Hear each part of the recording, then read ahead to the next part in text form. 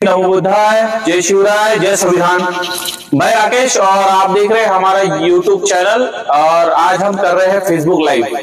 Facebook live करने का हमारा आज का मकसद यह है कि बामसेफ का अधिवेशन जो नागपुर से होने जा रहा है, इस अधिवेशन का जो तैयारियां है, जो हजारों की संख्या में यहाँ पर लोग लगे हुए हैं काम करने के लिए, उन तैयारियों को आप तक पहुंचाने का हमारा मकसद है।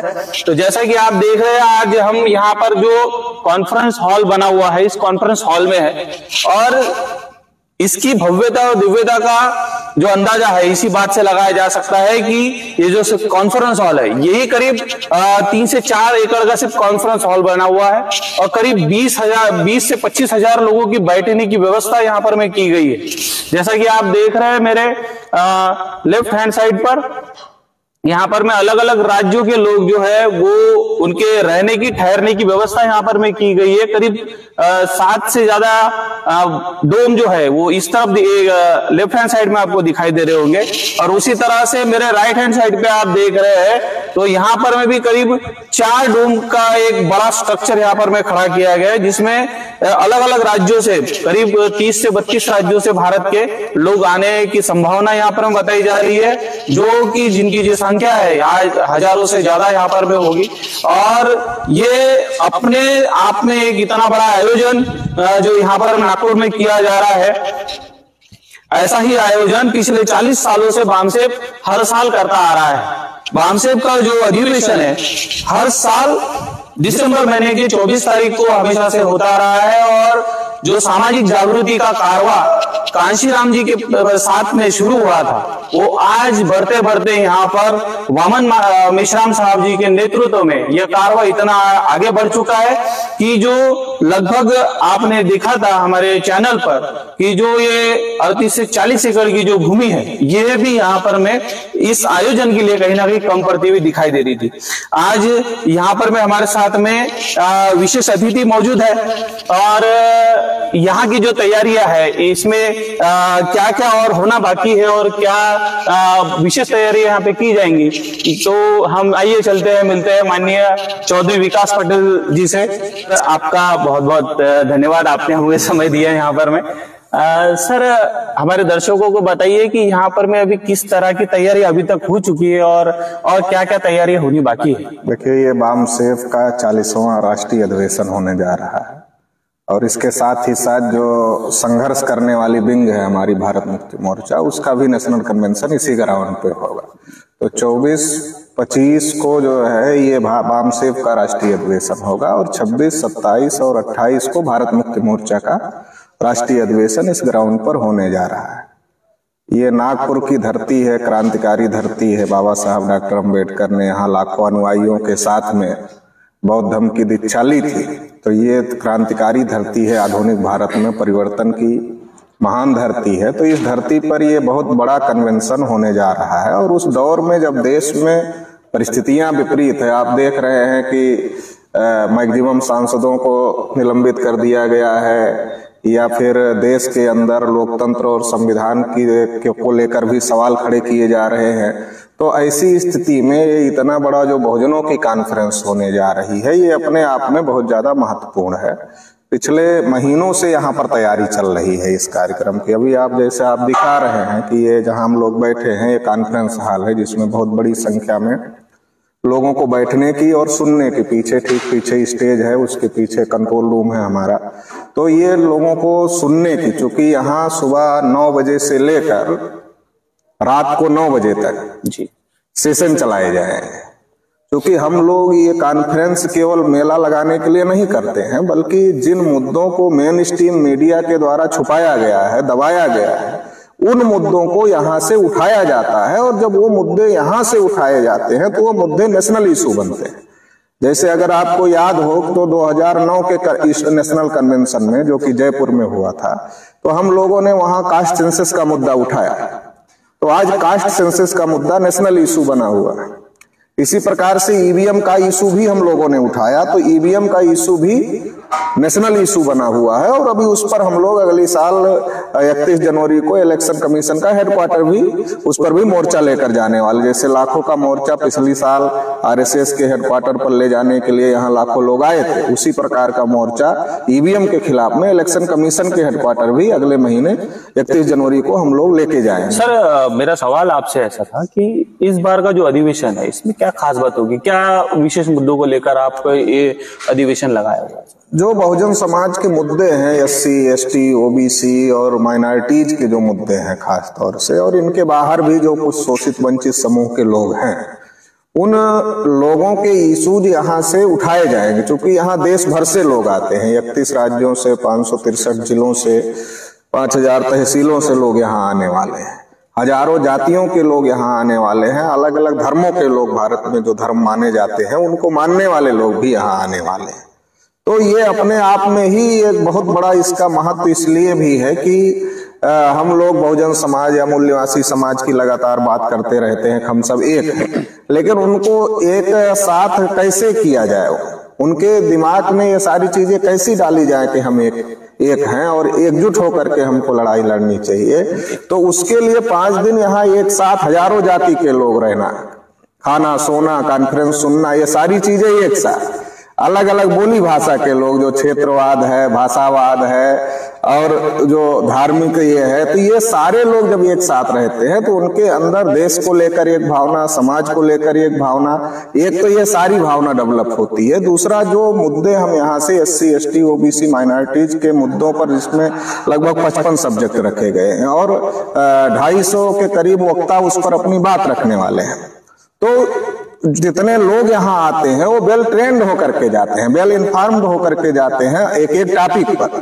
जब वो वेल इन्फॉर्म्ड होकर जाते हैं एक एक टॉपिक पर, तो अपने गांव में, अपने मोहल्ले में, अपने क्षेत्र में जाकर के उन मुद्दों पर चर्चा करते हैं, उन मुद्दों पर बात करते हैं। तो इससे वो मुद्दे आम लोगों के मुद्दे बनते हैं। और जब हमारे कार्यकर्ता, वेलविशर, सपोर्टर इतने जानकार होते हैं, तो जो आरएसएस, बीजेपी के लोग या तमाम ब्राह्मणवादी, मनुवादी मानसिकता के लोग जो बहुजन समाज के लोगों को गुमराह करने की कोशिश करते रहते हैं, फिर वो गुमराह करने की स्थिति में नहीं होते हैं। तो इस कॉन्फ्रेंस का यही बड़ा मकसद होता है कि एक तो लोगों को वेल इन्फॉर्म किया जाए, देश में जितने प्रकार के मुद्दे चल रहे हैं उन सारे मुद्दों पर पूरी जानकारी उनको, और हमारा क्या स्टैंड है उस पर वो उनको दिया जाए, ताकि वो समाज में वो मुद्दे स्थापित हो सके और भविष्य में उन मुद्दों को लेकर ताकि सड़कों पर उतरा जा सके और हमारी जो तमाम समस्याएं हैं उसका समाधान किया जा सके। सर मैं आपसे ऐसा पूछना चाहता हूँ कि जैसा कि आप राष्ट्रीय अध्यक्ष है राष्ट्रीय पिछड़ा वर्ग मोर्चा के, तो सर कई बार ऐसा होता है कि बामसेफ को कहीं ना कहीं थोड़ा सा दलितों के साथ में जोड़ के देखा जाता है, तो ओबीसी का इसमें क्या रोल है? भारत के अंदर जो है ये एक प्रकार की मानसिकता बनाकर रखी गई है कि ब्राह्मण कोई संगठन चलाए तो वही देश का संगठन है जी, बाकी कोई चलाए तो उसकी जाति का संगठन है। अगर बाकी संगठनों का कोई अध्यक्ष है दूसरी जाति का तो उसकी जाति का संगठन है, लेकिन ब्राह्मण कोई संगठन बनाए तो राष्ट्र का संगठन है। तो ये जो गलत फहमी लोगों में है, देखिए बामसेफ का जो फुल फॉर्म है तो ऑल इंडिया बैकवर्ड, बैकवर्ड में ओबीसी, एससी, एसटी ये तीनों आते हैं, and minorities communities employees federation. तो ये जो लोग इसको दलितों का कहते हैं या शेड्यूल कास्ट का कहते हैं, उनको बामसेफ का फुल फॉर्म तक पता नहीं है, इसलिए कहते हैं। तो बामसेफ किसी एक जाति का नहीं है, किसी एक वर्ग का नहीं है, बल्कि इस देश के बहुसंख्यक लोगों का है। और वो बहुसंख्यक लोग जिनको हजारों साल से इस देश में उनके मौलिक हक अधिकारों से वंचित रखा गया, और बाबा साहब डॉक्टर अम्बेडकर ने संविधान लागू किया, संविधान में सारे अधिकार दिए, मगर इसके बावजूद भी उनको उनके हक अधिकार से वंचित ही रखा जा रहा है, क्योंकि शासक वर्ग वही लोग हैं। तो जैसा बाबा साहब ने कहा था कि संविधान कितना भी अच्छा हो, अगर उसको लागू करने वाले लोग अच्छे नहीं होते हैं तो अच्छा साबित नहीं होता है। तो कुछ तो हम लोगों का प्रोग्रेस हुआ, चूंकि संविधान में इतने सारे हक अधिकार मिले और हमारे अंदर लगातार चेतना आई। बामसेफ पिछले 40-45 साल से लगातार काम कर रहा है। मान्यवर डी.के. खापर्डे साहब, दीना वाना साहब, बाद में फिर मान्यवर काशीराम साहब और मेसराम साहब तक अभी। तो ये निरंतरता में जो जागृति चल रही है, इससे सचेत हुआ है समाज अपने हक अधिकार को लेकर के, तो कुछ हक अधिकार तो हम लोगों को मिले हैं, कुछ स्थिति बेहतर हुई है, लेकिन जो होना चाहिए था वो नहीं हो पा रही, वो नहीं हुई है। तो उसके लिए वही लोग जिम्मेदार हैं, जो लोग की देश में लोकतंत्र और संविधान को चलाने वाले लोग हैं, वही लोग इसके लिए जिम्मेदार हैं। सर, जैसा कि आपने बताया कि नागपुर में एक बड़ा आंदोलन आपने छेड़ा था और लाखों लोग आरएसएस के हेडक्वार्टर पे लेके गए थे आप, तो सर क्या मकसद था उस आंदोलन के पीछे में? देखिए, देश में सरकार बीजेपी चला रही है ऐसा लोग मान नहीं रहे। लोगों का ये कहना है कि बीजेपी तो सामने है जी, मगर पीछे से आरएसएस के लोग सरकार चला रहे हैं। ये आरोप है आपका सर? नहीं, ये हमारा ही नहीं है, बहुत सारे लोगों का ऐसा मानना है और हमारा भी है। हमारा भी इसलिए है कि नरेंद्र मोदी को प्रधानमंत्री का कैंडिडेट तो पहले आरएसएस ने तय किया कि प्रधानमंत्री का कैंडिडेट बनेंगे, बाद में बीजेपी ने तय किया। तो इसलिए ये जग जाहिर है, तमाम मंत्री जो है आरएसएस की भेंट लेते रहते। आपके महाराष्ट्र में अभी मुख्यमंत्री जी भी गए थे, अखबार में खबर आई थी कि मुख्यमंत्री जी गए थे। तो इसका मतलब ये है कि आरएसएस पीछे से है और आरएसएस सरकार चला रहा है। तो आरएसएस सरकार चला रहा है तो आरएसएस देश में बहुजनों के मौलिक अधिकारों को खत्म करने का काम कर रहा है। जो मौलिक अधिकार हम लोगों को संविधान में बाबा साहब डॉक्टर अम्बेडकर ने दिए, उन मौलिक अधिकारों को खत्म करने का काम कर रहा है। उसी में एक मौलिक अधिकार आर्टिकल 19 के तहत सभा सम्मेलन लेने का है, कार्यक्रम करने का है। तो हमारे कार्यक्रमों को ही रोक रही थी बीजेपी सरकार, जगह जगह पे रोक रही थी। तो हम लोगों ने सोचा जगह जगह डीएम एसपी से लड़ने का क्या मतलब है, एक साथ ही जिनकी सरकार है उनसे ही लड़ लिया जाए।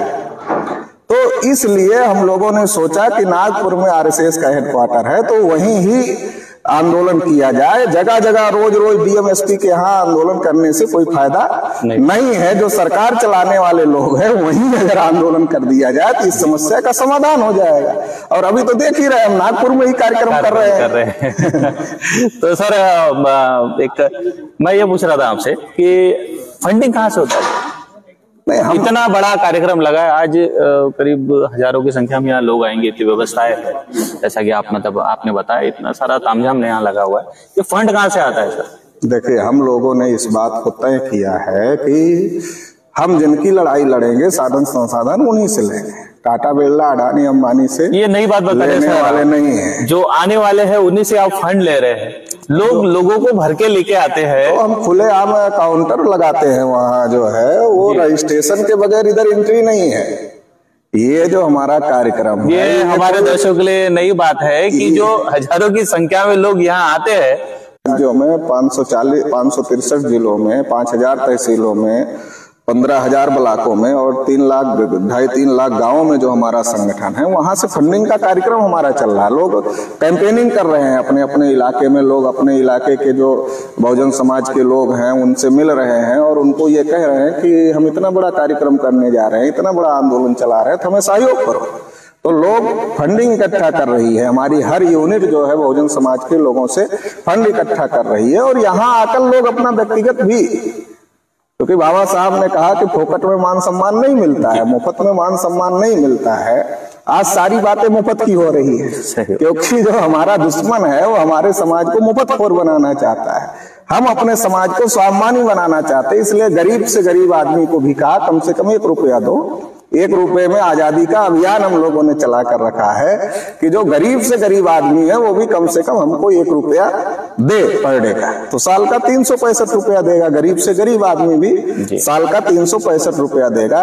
देखिए, आंदोलन स्वाभिमानी होगा तो ही हम लड़ाई लड़ सकते हैं। आंदोलन स्वाभिमानी नहीं होगा तो बिक जाएगा, उसका कोई फायदा नहीं होगा। एक लंबा इतिहास वामसेफ का है, कितने संगठन बने, कितने संगठन खत्म हो गए जब से वामसेफ चल रहा है। निरंतरता में आगे बढ़ता जा रहा है। तो उसका कारण यह है कि हम अपने पैर पर खड़े हैं। दूसरे के पैर पर खड़े होते तो दूसरा सहारा देता तो इशारा भी करता, और इशारा नहीं मानते तो सहारा बंद कर देता, तो फिर संगठन खत्म हो जाते। ऐसे ही खत्म हो जाते हैं बहुजनों के संगठन। तो ये संगठन चल रहा है इतने लंबे समय से और निरंतरता में आगे बढ़ रहा है। आप नागपुर की भूमि पे सर और नागपुर की जनता को क्या संदेश देना चाहेंगे हमारे चैनल? नागपुर की जनता को हम ये संदेश देना चाहते हैं कि नागपुर क्रांतिकारी धरती है आधुनिक भारत की। तो अभी ये क्रांतिकारी जो यहाँ कार्यक्रम हो रहा है और इससे जो लड़ाई अभी देश में आने वाले समय में होने वाली है, तो नागपुर के साथियों के पास में मौका है कि ये अधिवेशन इस साल नागपुर में हो रहा है, तो इस अधिवेशन में बड़ी संख्या में शिरकत करें और जो भी साथ सहयोग इस अधिवेशन के लिए कर सकते हैं वो तन मन धन से इस अधिवेशन के लिए साथ सहयोग करें, क्योंकि ये हमारे महापुरुषों की जो अधूरी लड़ाई है उस अधूरी लड़ाई को पूरा करने में ये जो नागपुर का अधिवेशन है ये मील का पत्थर साबित होगा, ऐसा हमारा मानना है। तो इसलिए नागपुर के लोगों की ये बहुत महत्वपूर्ण जिम्मेदारी बन जाती है कि इस अधिवेशन के लिए जो भी वो कर सकते हैं वो कोशिश करके इस अधिवेशन को सफल करें। और इसके साथ देश भर के लोगों को भी हम ये कहना चाहते हैं कि ऐतिहासिक अधिवेशन है तो इसमें ज्यादा से ज्यादा शिरकत करें और तन मन धन से इस अधिवेशन को सफल करने के लिए सहयोग करें। तो हमारी शुभकामनाएं आपके साथ में सर, हमारे चैनल की, हमारे दर्शकों की। और इस कार्यक्रम को नागपुर ही नहीं पूरे देश भर के लोग बड़े पैमाने पे इस पे देखने आ रहे हैं। तो नागपुर के लोगों के पास में ये खास मौका है कि इतना बड़ा अधिवेशन, इतनी सारी तैयारियां और बहुजनों के बारे में इतनी सारी जानकारी अगर आप लोगों को चाहिए तो इस अधिवेशन में आप ज्यादा से ज्यादा संख्या में आए और इस अधिवेशन को आप देखकर अपने जीवन में जो भी महापुरुषों की विचारधारा है उस विचारधारा को आप अपनाने के लिए इस अधिवेशन को जरूर आप साथ सहयोग करेंगे। तो मैं राकेश गजबी, कैमरामैन सचिन सोयाम के साथ नागपुर, और आप देखिए यहाँ की सारी तैयारियां। ठीक है, थैंक यू।